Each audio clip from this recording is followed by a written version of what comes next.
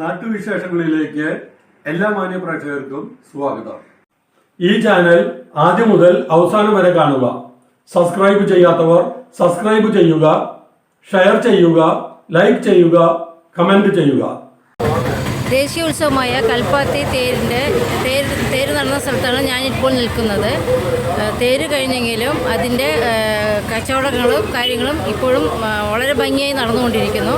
പല രാജ്യങ്ങളിൽ നിന്നും പല സ്ഥലങ്ങളിൽ നിന്നും പല സംസ്ഥാനങ്ങളിൽ നിന്നും അനേകം ജനങ്ങൾ ഇപ്പോഴും കച്ചവടത്തിലേക്ക് സാധനങ്ങൾ വാങ്ങിക്കുവാനായി വന്നുകൊണ്ടിരിക്കുന്നു. വളരെ തിരക്ക് ഇപ്പോൾ കാണുന്നുണ്ട്. നമുക്ക് ആ കച്ചവടത്തിലേക്കും അതിൻ്റെ ഇതിലേക്കും നമുക്ക് പോകാം.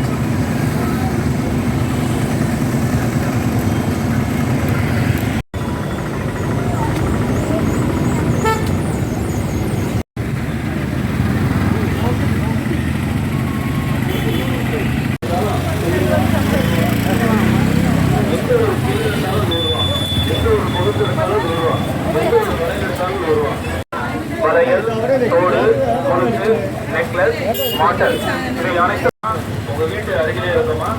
எந்த ஒரு பொருள் எடுத்தாலும் 100 ரூபா 100 ரூபாய்க்கு வாங்கம்மா, வாங்க அக்கா, வாங்க.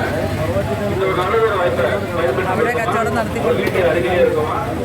எந்த ஒரு செயின் எடுத்தாலும் ரூபாய் 100 100 ரூபாய் 100 100 100 மட்டுமே.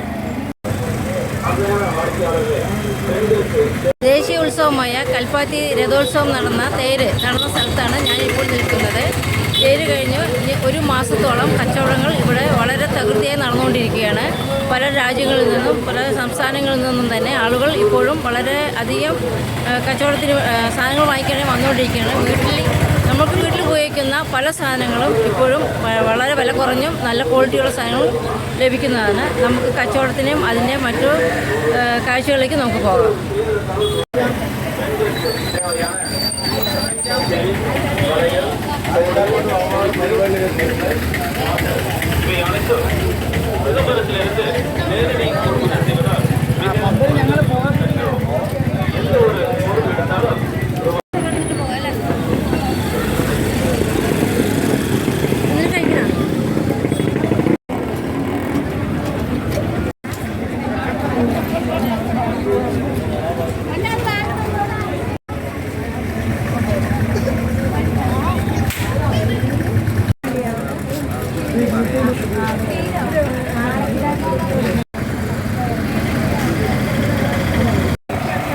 ഒന്ന് ചെയ്യാൻ വേണ്ടിയിട്ട്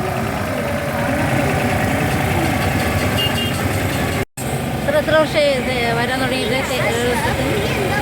ഞാനൊരു 10-20 വർഷത്തോളം തേര് എല്ലാ വർഷവും ഇത് കാണും. തേരിനേക്കാളുപരി നമുക്ക് ഇതിലെ കടയിലെ കാഴ്ചകളൊക്കെയാണ് കൂടുതൽ ഇഷ്ടപ്പെടുന്നത്. എന്നുവെച്ചാൽ സൗകര്യമില്ല, തിരക്കില്ലാതെ എല്ലാവിധ പലതരം കളിപ്പാട്ടങ്ങളും അതും വ്യത്യസ്തമായിട്ടുള്ള ഒരുപാട് കാര്യങ്ങളൊക്കെ ഉണ്ട്. അതൊക്കെയാണ് നമുക്ക് കൂടുതൽ ആകർഷിക്കുന്നത്. കഴിഞ്ഞ വർഷത്തെ അപേക്ഷിച്ച് ഈ പ്രാവശ്യം തിരക്ക് കുറച്ചധികമാണോ എന്നൊരു തോന്നല് അല്ലേ? കഴിഞ്ഞ വർഷത്തെ ഞാനധികം തേരിൻ്റെ ഇതിൽ വരാറില്ല.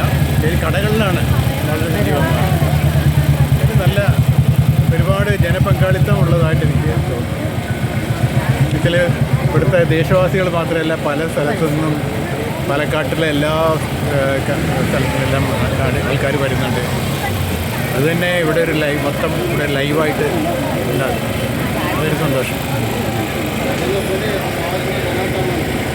സാറ് പറഞ്ഞത് ഇപ്പോൾ പ്രഷർ കേട്ട് കാണാം, ഇത്ര ഒരുപാട് വർഷമായിട്ട് ഇവിടെ വരുന്നുണ്ട്.